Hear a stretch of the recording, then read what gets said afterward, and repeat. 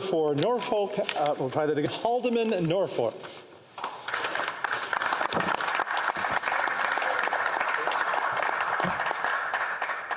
Thank you, Mr. Speaker. I rise today as a representative of the riding of Haldeman Norfolk.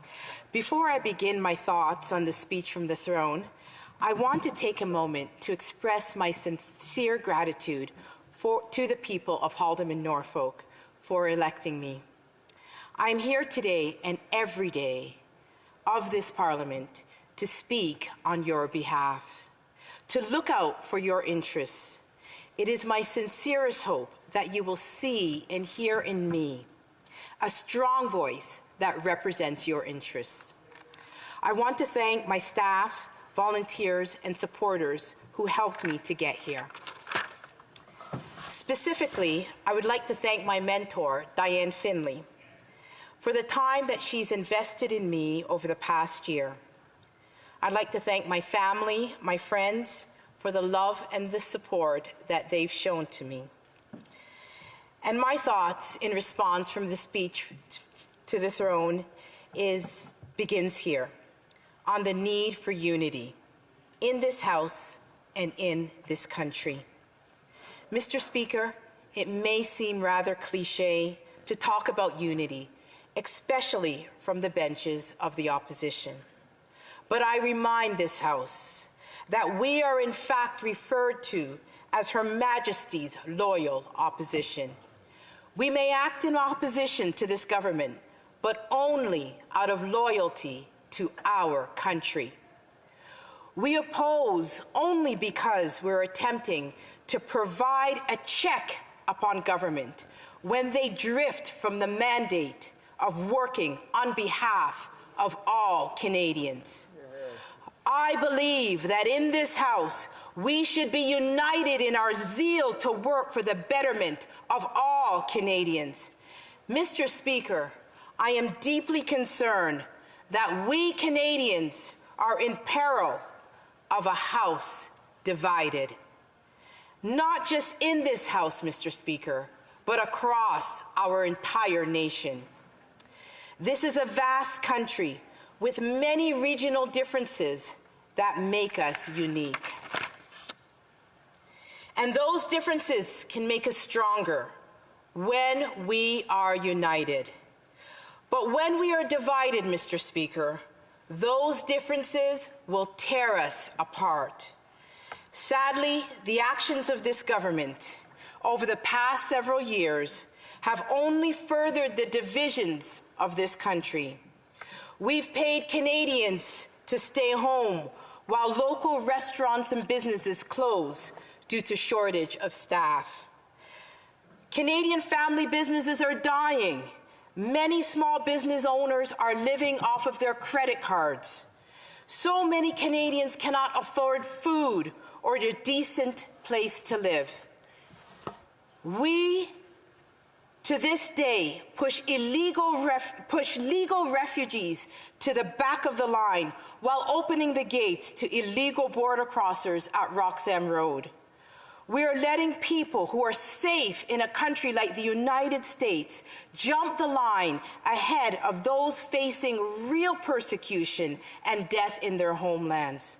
People who could be killed for just being a member of the LGBTQ+ community in their countries, or for their faith, or simply for criticizing government or media.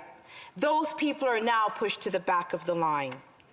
We make grand speeches condemning atrocities like slavery and racism against Indigenous people, and then we tell thousands of Indigenous women who are sold into sex trafficking that it is called sex work and that it is empowering.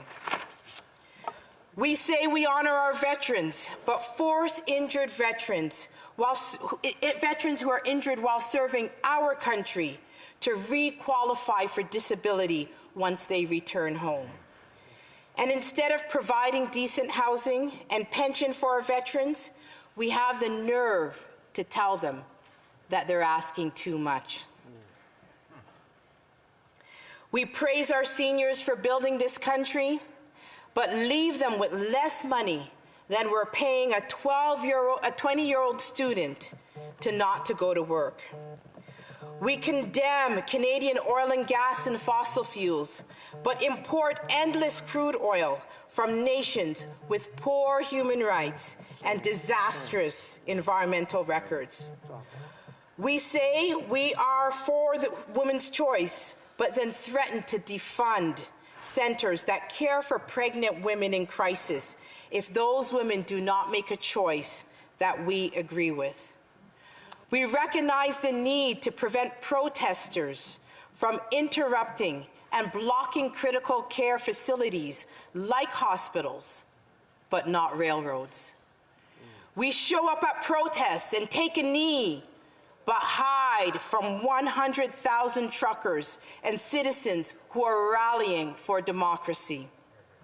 We call for reconciliation with Indigenous communities and an end to protesting, but fail to realize that we too can extend a simple olive branch of providing clean water on reserves. And perhaps this good faith gesture may be the first step towards resolving some of the discontent and inequality felt by people living on reserves. In the end, everybody suffers when we fail to take steps to resolve these critical disputes like those on the Six Nations reserves in Caledonia. Mr. Speaker, our House in Canada is not just divided, it is becoming fractured. Wedge political issues have resulted in pitting Canadians against each other. Environmental protection is pitted against economic sustainability. Vaccinated Canadians against unvaccinated Canadians. Urban Canadians are pitted against rural Canadians, including farmers and law-abiding firearms owners. These are some of the divisions that serve to further divide our national House.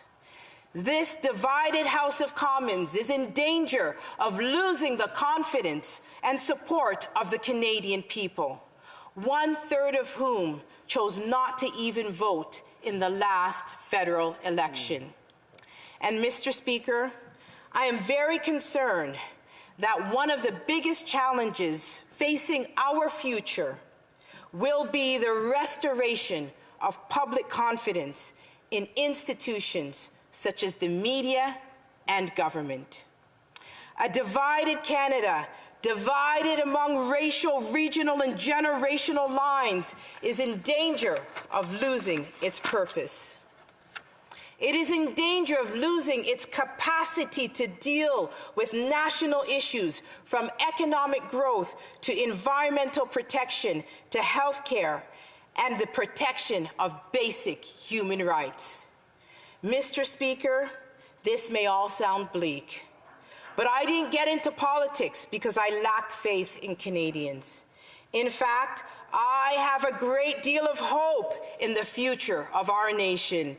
I believe that we can make great strides to regain national unity if we put Canadians first. The past few years have seen our regions being torn apart, set against each other, with the end result of regional discontent. This is what happens when politicians see distinct regions of our country as political opportunities. Only by recognizing what makes each region of Canada unique and special will we begin to unite this country once again.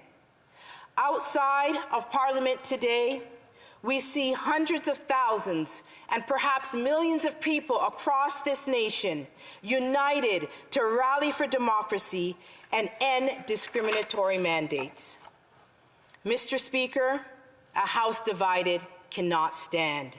And so, Mr. Speaker, today I call upon our friends in this House from all parties to unite in fighting issues that go beyond partisanship, because, Mr. Speaker, together and united, we can truly be a nation strong and free.